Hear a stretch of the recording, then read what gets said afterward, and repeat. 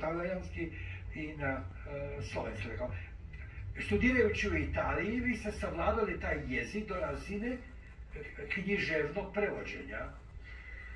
Jako sam uvijek volila jezike, to je, dok su se drugi igrali možda sa nekim igračkama i to, ja sam slagala glagole, riječi, voljela sam to, naprosto sam to i naslijedila i moji imaju lakoću savladavanja jezika. Talijanski sam posebno vezana, vjerojatno i zbog jednog dijela obitelji koji je iz Venecije, pa možda i taj jedan dio naslijeđen isto.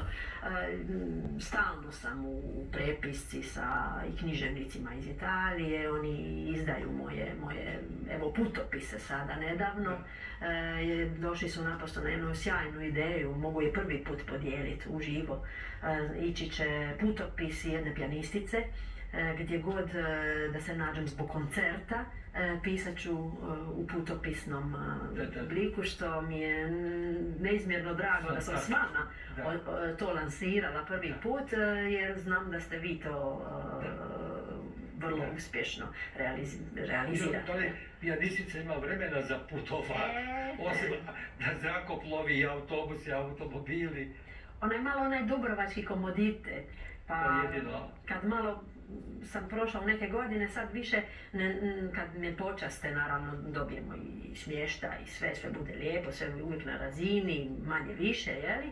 Onda jedino što rečem, ako mi možete podariti još jedan dan, da samo malo proučim, recimo Granadu u koju idem sada u travnju, gdje ću provesti svoj rođendan, a i vi ste dijete travnja.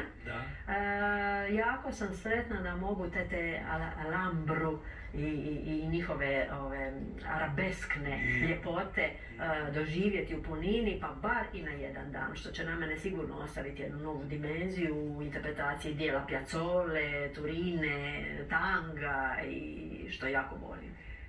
Kod vas je isto meni uočljiva jedna činjenica koja me fascinira, to je jedna sretna sinergija ljubavi.